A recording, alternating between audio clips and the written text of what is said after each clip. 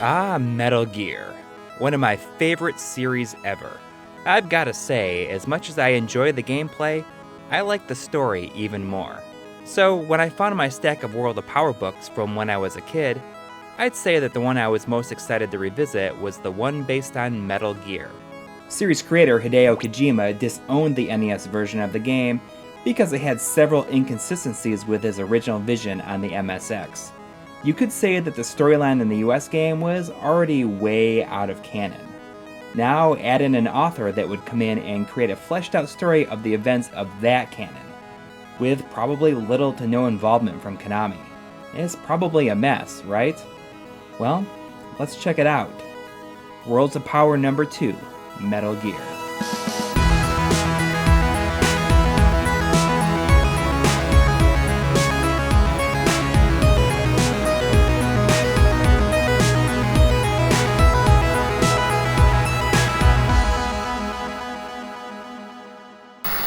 Agent Justin Haley, aka Solid Snake, a human fighting machine, smart, fast, and tough. Mission: attack a heavily guarded terrorist base and destroy the ultimate super weapon, Metal Gear. Outcome: succeed and save the world. Fail and the free world is doomed. The complete story of the Nintendo action-adventure game, with loads of game-solving hints throughout. Jeez, just from the back of the book, you can tell that this is going to be pretty different.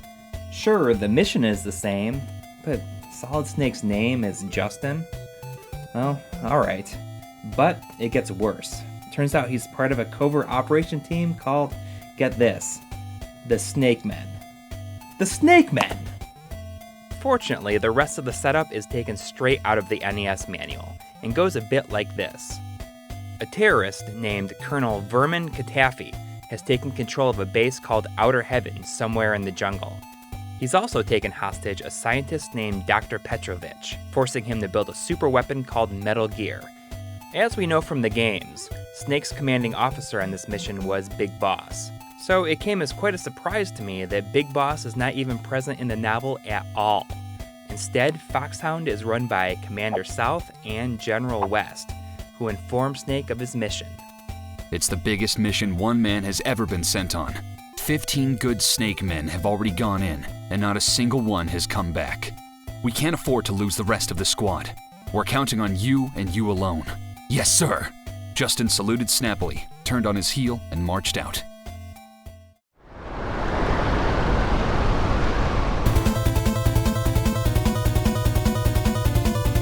Before we know it, Snake parachutes behind enemy lines with no weapons or equipment, save for a compass that doubles as a receiver and tracking device. At least that's what he's told. Seems his commanding officers have another plan, but we're not privy to that information. In this instance, Snake is more of a decoy, never expected to get very far, much less put a stop to Katafi's grand plan. After landing, things proceed fairly close to the game, at least for a minute. Snake takes out some guards and procures some binoculars, and the first keycard, which allows him access to the first building in Outer Heaven. The gate opened, and Haley ran inside, swifter than a shadow and just as invisible. "I don't know if you're copying, but I'm in," he whispered into the homing device, the compass he'd been carrying. No radio, so no response. Snake picks up weapons and equipment at a steady pace. Machine guns, grenade launchers, gas masks. If you played the Metal Gear games, you've no doubt thought about how Snake carries all this equipment around, right? When presented from a non-game approach, things become complicated. Snake picks up equipment willy-nilly. Eventually, all this stuff becomes a burden. Heck, at one point he almost drowns because he refuses to leave even a single thing behind.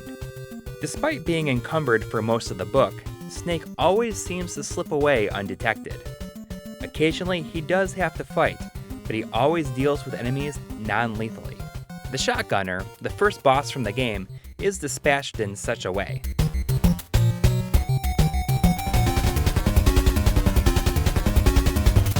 There wasn't a second to spare. Solid Snake didn't even have time to reach for the trigger of his gun. Instead, he whirled and swung the Mach 2 like a baseball bat. Due to the non-lethal approach, it comes as no surprise that a vast majority of the action has to do with environmental challenges. Snake faces most of the obstacles from the game, like giant metal rollers, trapdoors, laser beams, swaying bridges, and gas-filled rooms. The heated floor panels present quite a monumental challenge. Seems the only way that Snake can survive is by eating rations and upping his body temperature so that it meets the same level as the heating panels. In the game, you replenish your life bar by eating rations, so if you're running across the heating panels, you'll have to restore your life several times. Snake also has a run-in with some giant mutant scorpions. These little things from the game. Solid Snake waited until the monster was almost on top of him. He waited until he could see the color of the creature's beady eyeball. It was green. Then and only then did he turn and aim the rocket launcher dead on target. Boom! A huge part of Snake's mission to infiltrate deeper into outer heaven is driven by his need for 8 keycards, and rescuing his Snake Men brethren often leads to hints to finding the next one. Card number 8 is strapped to the back of the final Snake Man hostage, Bob O'Reilly, codenamed Eagle Man. What? Pinned to the back of the Eagle Man's uniform, in a mocking gesture of Colonel Catafy's, was key card 8, the last card. The one that Catafy had never expected anyone to find. He had thought it would be destroyed when the booby trap exploded. Haley now had the final key card to Metal Gear. After arriving in the basement, Snake comes face to face with Metal Gear. In the NES game, this climactic encounter was notoriously replaced by a giant computer, so I was surprised to find that Metal Gear was an actual weapon here. As soon as he saw it, Haley recognized it. Nothing that huge and ugly could be anything else than Metal Gear. It was a tall, wide machine made out of a shining black metal that Solid Snake had never seen before. The metal itself seemed to radiate evil.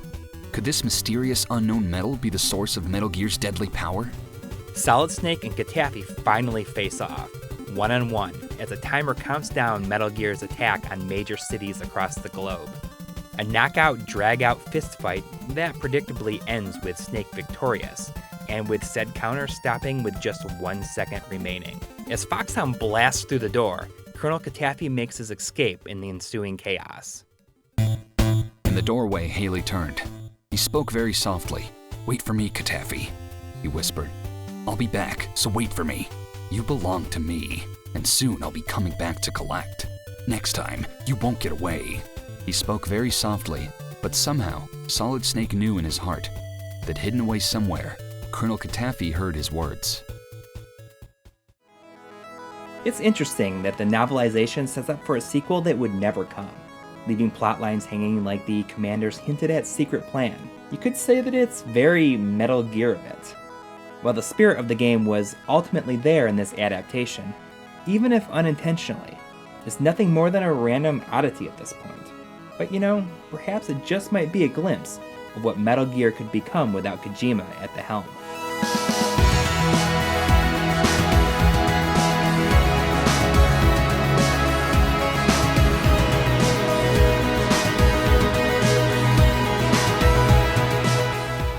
This is Snake, ending transmission.